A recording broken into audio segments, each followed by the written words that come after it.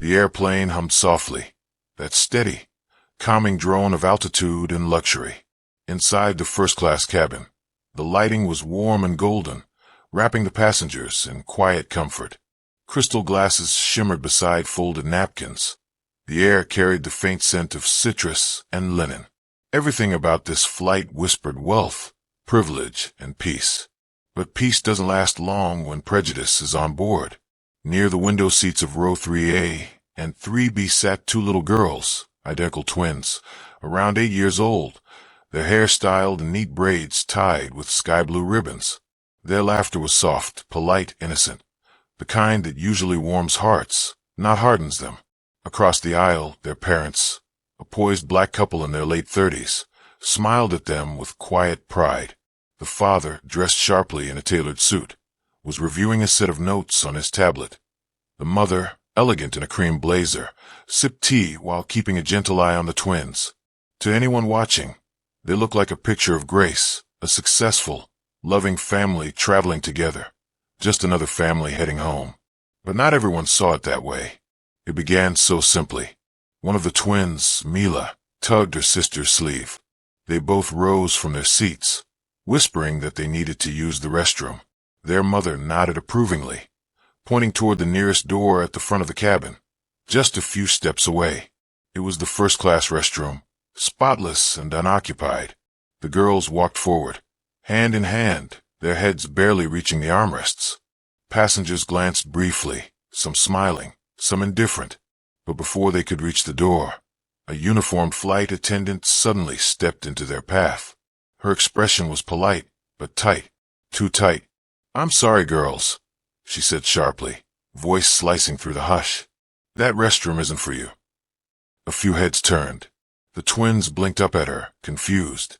Behind them, their parents looked up too, the father straightening, sensing something wrong in the tone. The attendant continued, voice lower now, but still curt, explaining something about policy, something about certain sections for certain passengers. But the girls were in first class. Their seats were right there, assigned, paid for or earned. The cabin began to ripple with quiet murmurs. Someone put down their magazine. Another passenger's phone tilted up ever so slightly. The twins' mother stood up now, her chair sliding back softly against the carpet. Her calm voice carried through the cabin, gentle but firm. And for a split second, every sound, the engines, the whispers, the clinking glasses, seemed to vanish. Because humiliation like that doesn't echo quietly. It cuts, it stains. And in that golden first-class cabin, under the glow of privilege and pride, a storm had just begun to form, one that would shake the entire airline before the plane ever touched the ground. The world was about to learn what happens when dignity is denied to innocence, and when parents refuse to stay silent. The family of four was the kind that turned heads, not because of extravagance, but because of quiet elegance. Marcus and Evelyn Parker were both in their late 30s, self-made, soft-spoken, and fiercely devoted to their twin daughters, Mila and Naomi. They weren't just travelers. They were the embodiment of what so many people said was impossible. A black family who'd built everything through perseverance, grace, and brilliance. Marcus, a well-known investment consultant, had once been a scholarship student who'd clawed his way through Ivy League corridors that didn't always welcome him. Evelyn was a pediatrician, loved by every parent in her practice. Together, they had spent years redefining what stability meant. Not just wealth, but respect, representation, and the power to stand tall in any room, no matter who tried to shrink them. That morning had started beautifully. The twins had been bubbling with excitement since dawn, asking endless questions about their trip, a family vacation to Paris before the start of the school year. Evelyn had braided their hair neatly, tying the same ribbons she'd saved from her own childhood, while Marcus handled the travel logistics with his usual calm precision. Everything had gone perfectly. The chauffeur arriving early, the check-in at the private terminal smooth, the airline staff greeting them with courtesy. Marcus had even remarked how far things had come. "Different world now," he'd said with a faint smile as he handed over their passports. Evelyn had nodded, though she knew what he meant. Different, but not equal. Still, she wanted to believe the world was changing. That maybe, just maybe, her daughters would grow up without having to flinch at certain tones, certain stares, certain silences that said you don't belong here. Inside the plane, the twins had been enchanted. They'd marveled at the reclining seats, the glowing windows, the personal screens that folded out with a gentle hum. Mila, the more outspoken one, whispered that she wanted to be a pilot one day. Naomi, ever thoughtful, said she'd prefer to design planes instead. The pretty part, she'd added, giggling. Their laughter had been contagious, drawing smiles from nearby passengers, a retired couple across the aisle, a young man in a business suit, and even one of the attendants, a kind-looking woman who'd offered them warm cookies before takeoff. Everything felt right, calm, kind, human, until the shift. It came when the new crew member appeared. She was in her mid-40s, stern-faced, her blonde hair pulled back into a rigid bun. Her name tag read Karen L., the kind of name Marcus would later remember with painful clarity. She moved with brisk authority, straightening napkins and checking seatbelts as though the cabin's order depended entirely on her control. From the moment she noticed the Parkers, there was a flicker, subtle but unmistakable. Her polite smile faltered. Her gaze lingered on the twins, just a little too long.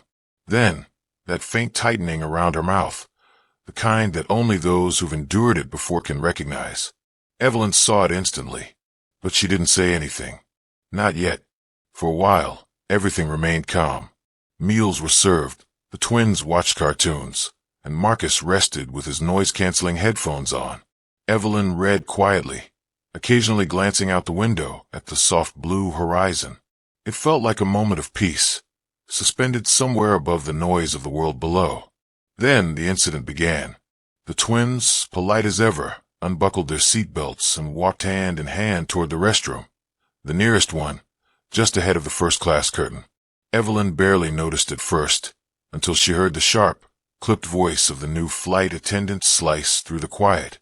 "I'm sorry, that restroom is not for you." The tone wasn't confusion, it was accusation. Evelyn looked up sharply, catching sight of her daughters, standing frozen in front of the door, their small shoulders tense. Mila tried to explain, pointing toward their seats, but the woman interrupted her again, shaking her head with forced patience. "That restroom is reserved for first-class passengers only." Evelyn's stomach dropped. Her husband turned, removing his headphones slowly, disbelief already rising behind his calm exterior. His eyes flicked from his daughters to the attendant, then back, his expression tightening like a storm front. "They are first-class passengers," Evelyn said, her voice even but trembling beneath the surface. The attendant blinked, feigning surprise. "Oh, are they?" Her eyes darted toward the twins, then to the mother. "I just assumed they were from Coach. We've had issues with—" She stopped herself, realizing she'd said too much, but the silence that followed was worse than any word she could have chosen. Every passenger nearby heard it. The couple across the aisle shifted uncomfortably. A young woman glanced away, pretending not to notice. One man's phone tilted subtly upward, already recording. Marcus rose from his seat. His presence was commanding but controlled, his voice low and measured. "These are my daughters," he said, gesturing toward the twins. "We paid for these seats, the same as everyone else here." The flight attendant stiffened. "Of course," she said quickly, forcing a professional smile. "Just a misunderstanding." But the look in her eyes, defensive, not apologetic, told the truth. It wasn't misunderstanding. It was entitlement. The kind that hides behind rules, behind words like policy, behind 1,000 excuses that all mean the same thing. You don't belong here. Evelyn crouched to the twins' level, touching their shoulders gently. "It's okay, sweethearts," she whispered, her voice soft but steady. "You can use the restroom." But Mila shook her head, her small eyes welling up. She said, "We can't." Something inside Evelyn cracked. For years, she told herself her daughters would never have to feel what she felt growing up, that subtle sting of being treated as less than, even when you'd done everything right. But here, 30,000 feet above the world, It had found them anyway. And this time, she wasn't going to let it pass quietly. Marcus placed a hand on her arm, not to stop her, but to steady her. He knew that look in her eyes. The same look she'd had when she stood up to a school board years ago for trying to label one of their daughters as too distracted in class, a label that had nothing to do with focus, and everything to do with color. The air in the cabin felt heavier now. Every small movement seemed amplified. The creak of a seat, the hum of the air vents, the whispered unease of people realizing they were witnessing something unjust. And through it all, the twins stood frozen in front of that door, tiny hands clasped, still waiting for permission to do something as simple, as human, as using the restroom. That was when Marcus finally spoke again, his voice carrying across the entire cabin, calm, deep, unshakable. "I think you should step aside," he said. The attendant hesitated, and for the first time, she looked uncertain, because it wasn't just one man challenging her now. It was every quiet witness in that cabin who'd felt the moral air shift, who could sense, without needing words, that what was happening wasn't just wrong. It was bigger than them all. The moment stretched, fragile and charged. And while the twins still hadn't moved, something in the air had. The quiet dignity of a family who'd refused to bow, and the first cracks appearing in an illusion of politeness that was about to shatter. The attendant's hesitation should have ended things right there. All she needed to do was step aside, maybe offer a quiet apology, and the flight would have continued in peace. But instead she doubled down, her chin lifted slightly, her composure snapping back like a rubber band under strain. "Sir," she said, her tone thinly veiled in authority, "I'm simply following airline policy. The lavatory in the forward cabin is reserved for premium passengers." Marcus's jaw tightened. "We are premium passengers." "Yes, but—" She looked between him, Evelyn, and the twins, as if her eyes couldn't quite reconcile what she saw with what she believed. "Sir, please understand. I just need to confirm." "Confirm what?" Evelyn's voice broke the fragile air like glass. She rose, her calm unraveling under the pressure of years, generations, of having to prove belonging. Their names, their seats, their worth. The attendant blinked rapidly, thrown off balance by the measured ferocity in Evelyn's voice. "Ma'am, I don't appreciate your tone.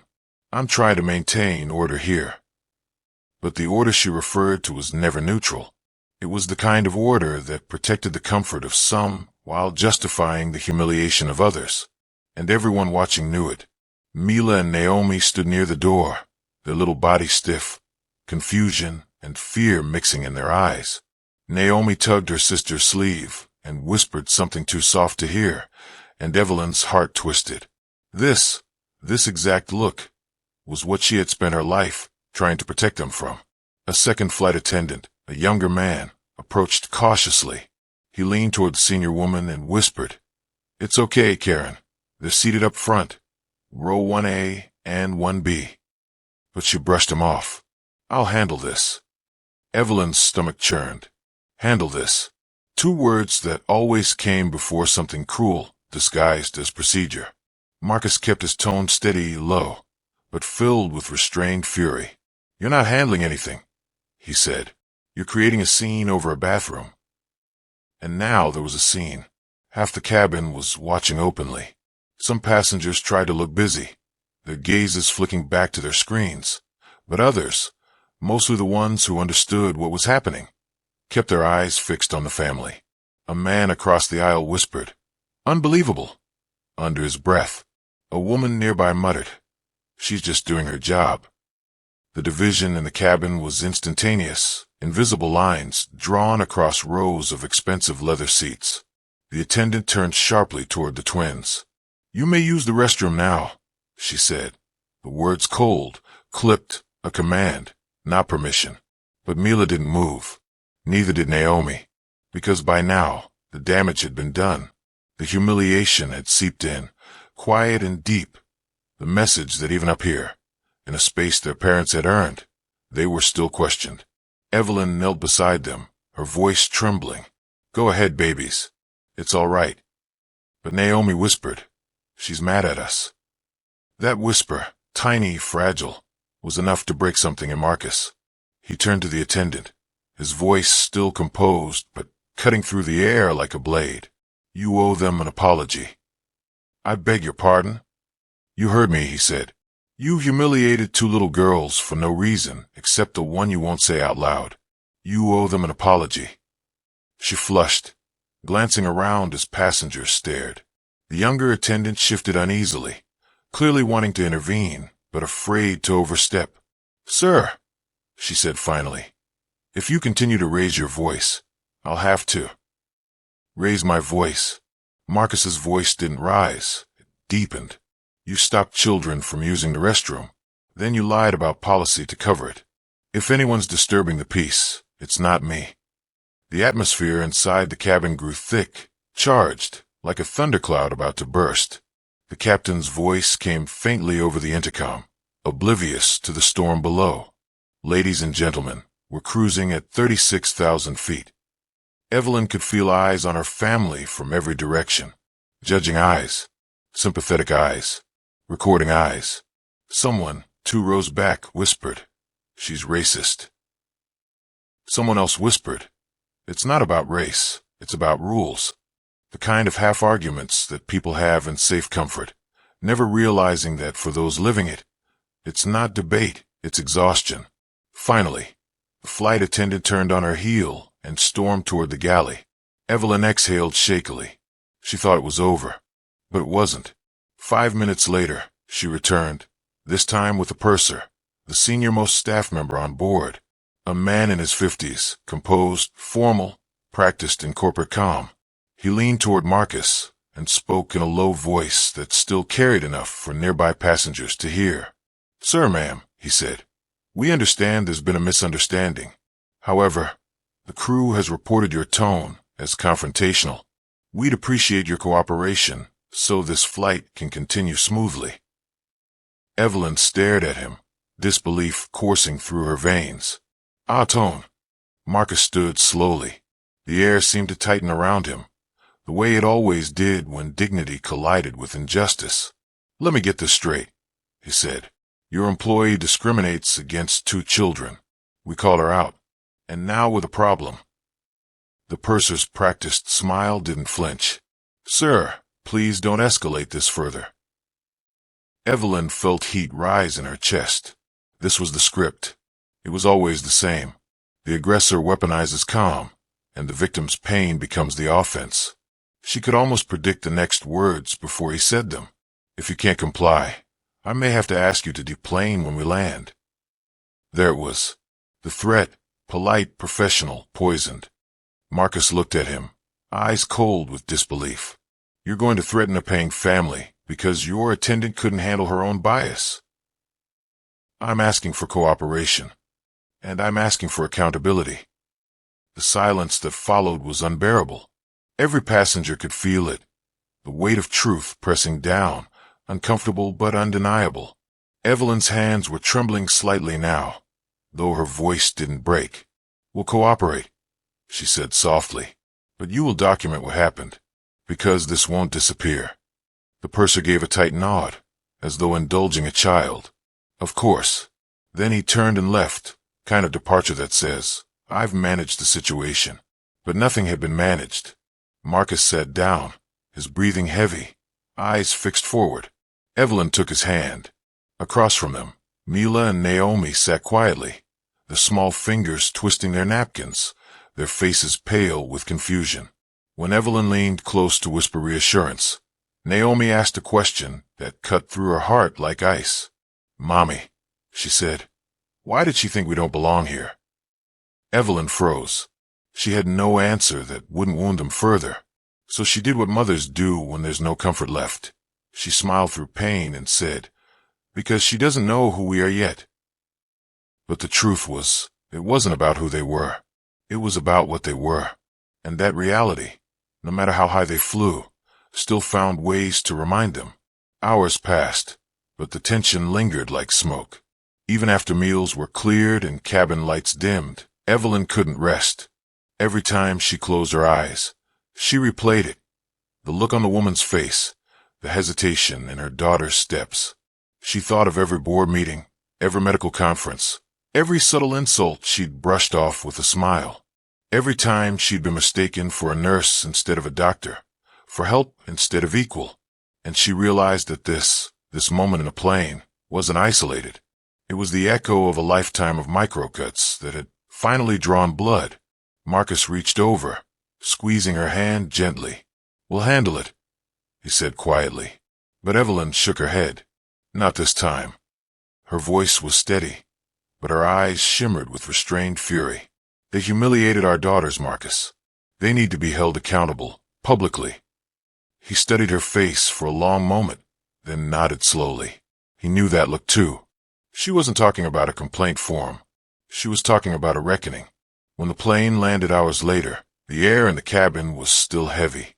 Passengers rose quietly, pretending not to look at the Parkers as they gathered their things. The purser was waiting by the door, offering forced smiles, while the senior attendant, Karen L., stood a few steps behind him, stiff, defensive, avoiding their gaze.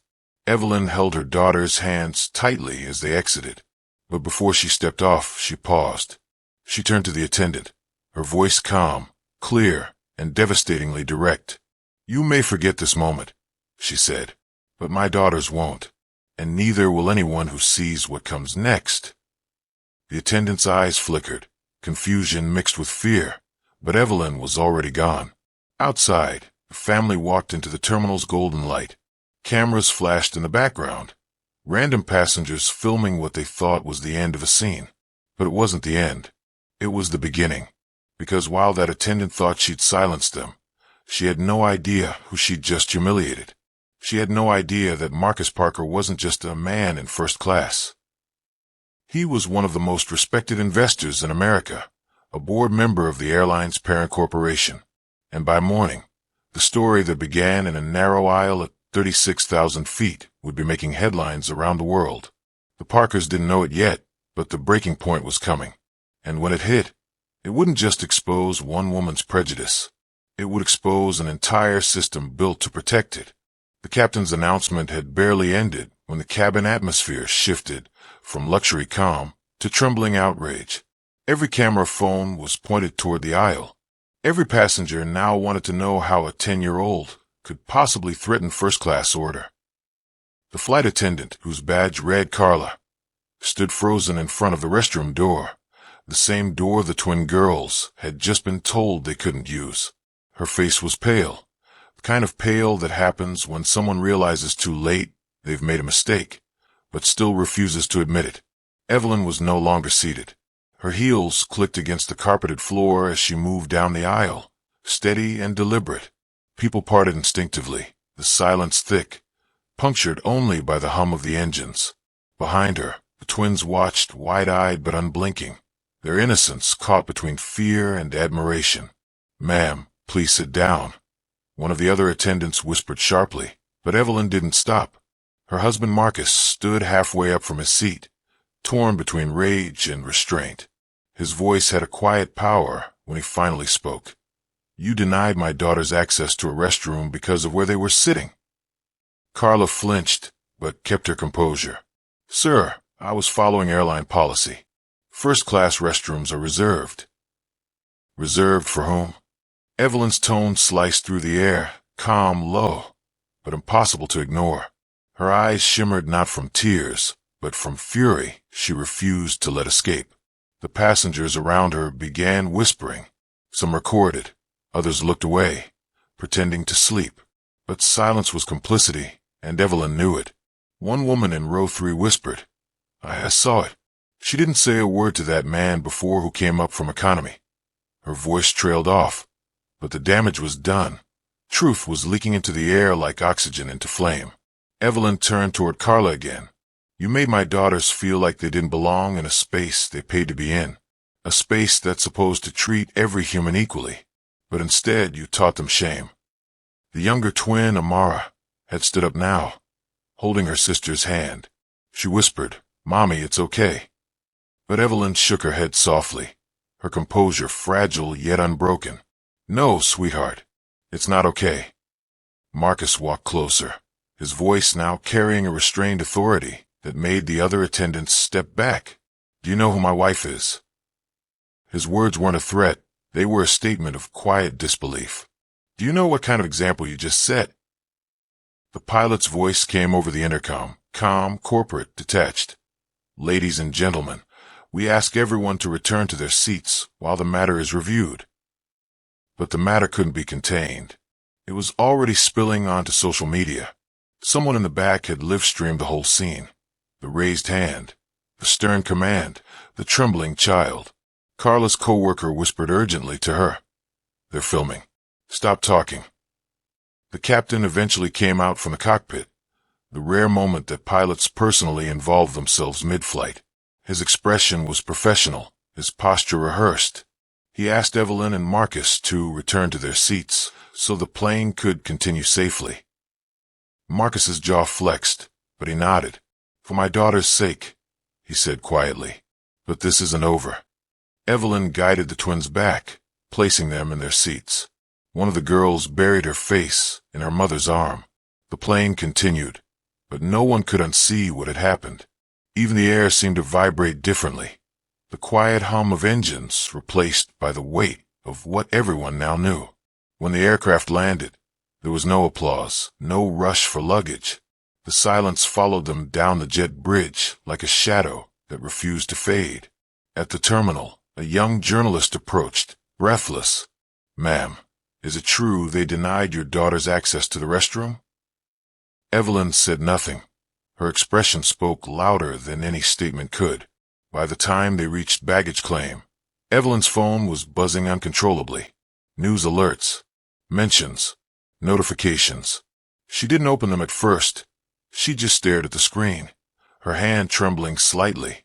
But curiosity and disbelief finally won. The screen glowed in the dim room of the hotel later that night. She sat beside her daughters, who had finally fallen asleep, their faces soft and peaceful again. The phone buzzed again, and this time she looked. At the top of the feed, in bold trending text, it read, "Trending. Hashtag Flight 1376. A short clip from someone's phone showed the exact moment her daughters were stopped at the restroom door. The trembling camera captured the tension, the disbelief, and the quiet humiliation. Now the world was watching. Evelyn's reflection stared back at her through the screen.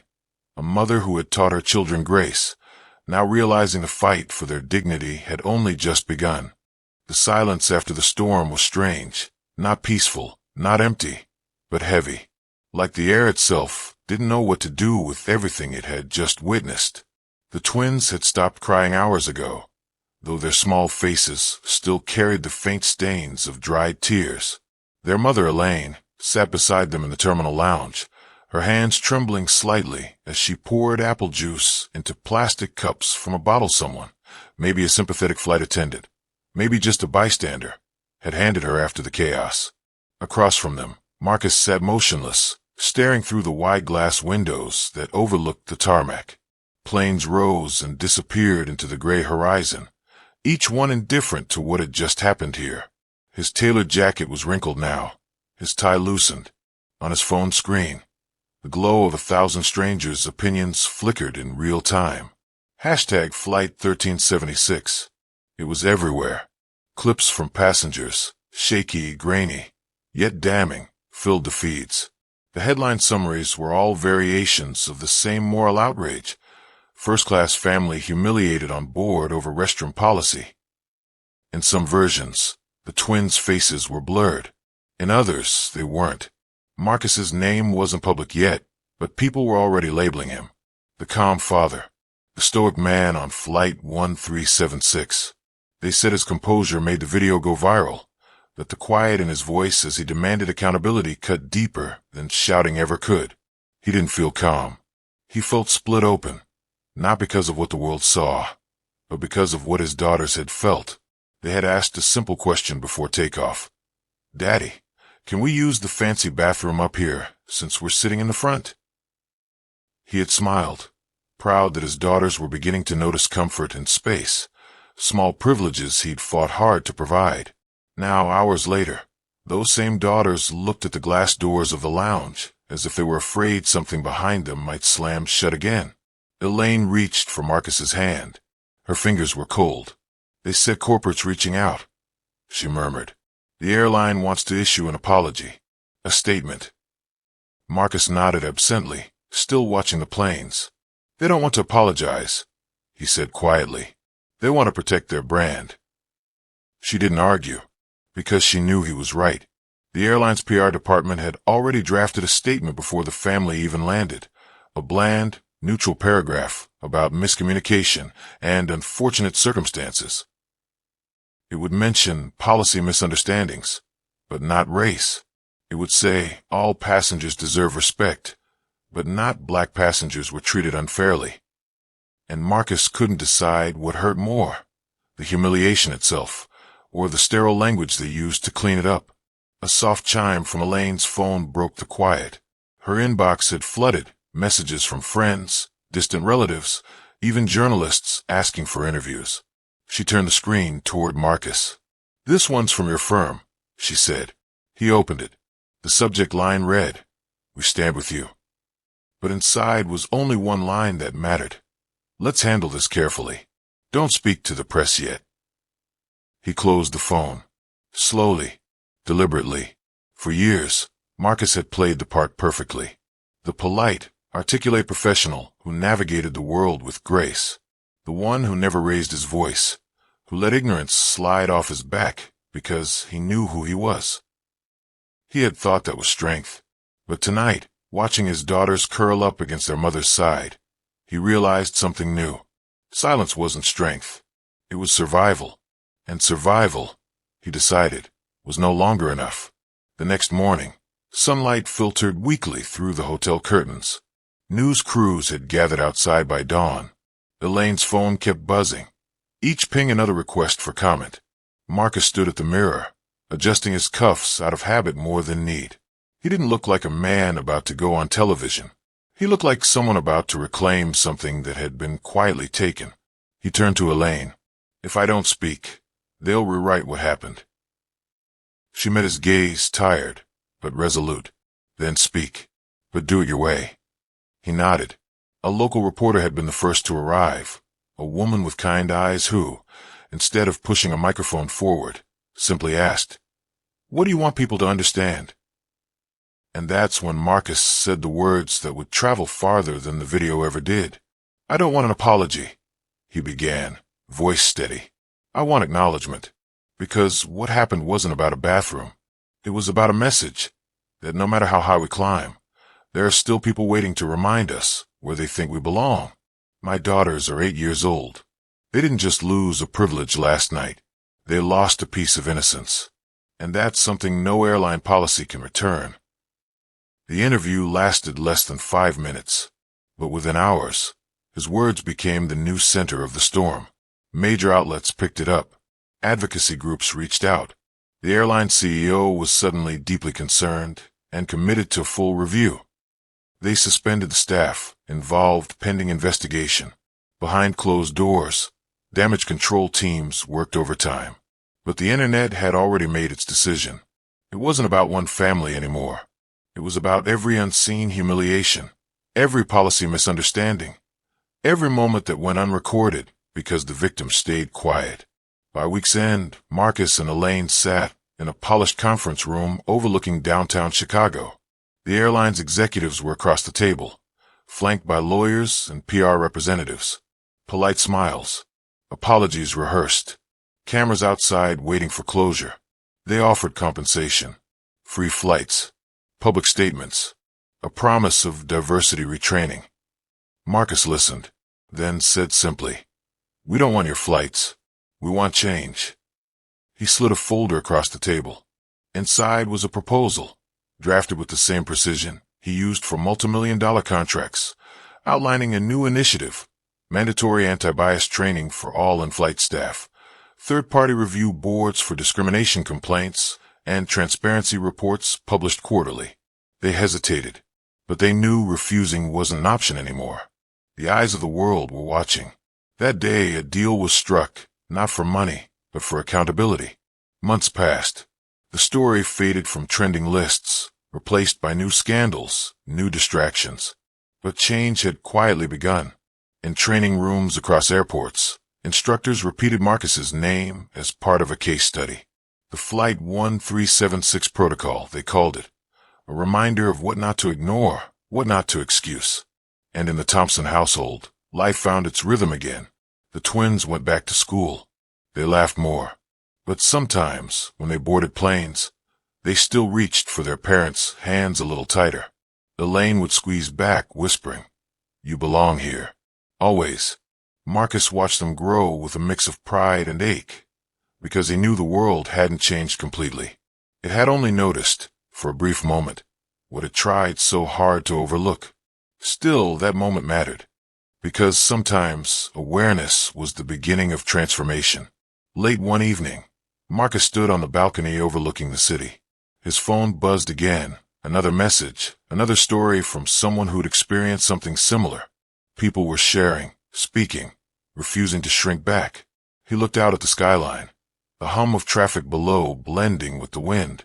He realized that what began as humiliation had become something larger. A spark carried across screens, voices, and hearts. For once, the silence wasn't heavy. It was full of echoes. And somewhere inside that quiet, he could almost hear his daughter's laughter again, unburdened, free, and certain of one truth that no policy could ever erase. They belonged. The internet moved on, as it always does. The hashtags slowed. The think pieces faded. The noise of outrage quieted into memory. But for the Thompson family, the echoes remained, not as wounds anymore, but as reminders. Some nights, long after the twins had fallen asleep, Marcus would stand by their bedroom door and listen to the sound of their breathing. It was soft, steady, innocent again. He thought about the way fear had stolen that rhythm once, and how courage, fragile and imperfect, had brought it back. That's the thing about moments like Flight 1376. They don't end when the news cycle turns away. They end when we stop pretending that silence is neutrality. Because silence, Marcus had learned, has a weight. It bends things. It allows systems to thrive in comfort while those beneath them crumble in dignity. He used to believe that fighting racism meant standing in protest lines, carrying banners, shouting until your throat burned. But after the flight, he saw another truth, that sometimes the loudest protest is living with your head high in a space that was never designed for you. That sometimes change doesn't roar. It whispers. It whispers through the trembling hand of father refusing to accept another apology shaped like a PR statement. It whispers through a mother who wipes her daughter's tears and says, "You did nothing wrong." It whispers through a little girl who, even after humiliation, still reaches for a coloring book and draws herself with wings. Those whispers, together, become something unstoppable. A year later, Marcus stood inside an auditorium in Atlanta, the first conference on inclusive aviation practices. He wasn't a speaker by trade, but that day, he spoke from something deeper than preparation. He told their story, not for sympathy, but for recognition. He didn't name names or replay the pain in detail. He simply said, when bias takes the shape of policy, it hides behind professionalism. And when humanity steps forward to challenge it, that's not confrontation, that's correction. The room fell silent. He looked out and saw people taking notes, eyes glistening, heads nodding. Some were airline managers. Others were passengers who had lived their own quiet humiliations, the kind no phone ever recorded. When he finished, applause rose slowly, not explosive, but sustained. It carried something weightier than noise. It carried understanding. Later, a young flight attendant approached him, tears in her eyes. She said, "I watched the video that night. It changed how I see my job. I don't want to be someone who looks away again." Marcus smiled softly. "Then you're already changing it." Back home, the twins, now a little older, a little bolder, were preparing a school project about courage. They had to pick someone who inspired them. When Elaine peeked at their poster, she expected to see a superhero or a scientist. Instead, she saw two small figures drawn in crayon, one tall, one small, both holding hands at the door of a plane. Underneath, in uneven handwriting, they had written, "Ah, Dad," because he didn't stay quiet. Elaine didn't say anything. She just stood there, tears glimmering in her eyes. Because that, she realized, was the real victory. Not the interviews, not the corporate changes, but this, her daughter's belief that dignity wasn't something to request. It was something to protect. And maybe that's where stories like this must end. Not with revenge or retribution, but with renewal. Because every act of racism leaves behind two battles. The public one that trends, and the private one that lingers. The public battle is fought with statements, policies, and accountability. But the private battle, the one inside the soul, is fought with forgiveness, faith, and the stubborn insistence on still seeing beauty in the world. Marcus won both.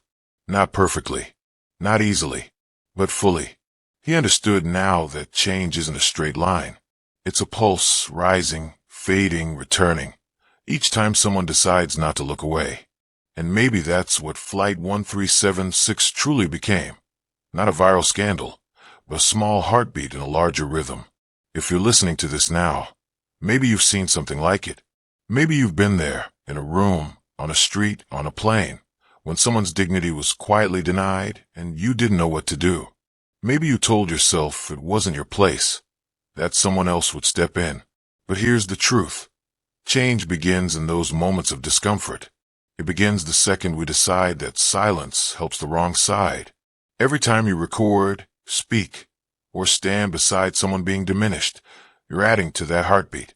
Every time you listen, believe, and amplify instead of dismissing, you're making the world just a little harder for hate to hide in.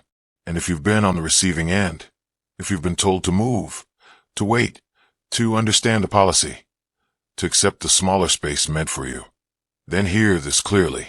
You are not the problem. You are the proof that the problem still exists. And your voice, your story, your very presence in spaces that weren't built for you, that's the revolution. Marcus didn't set out to become a symbol.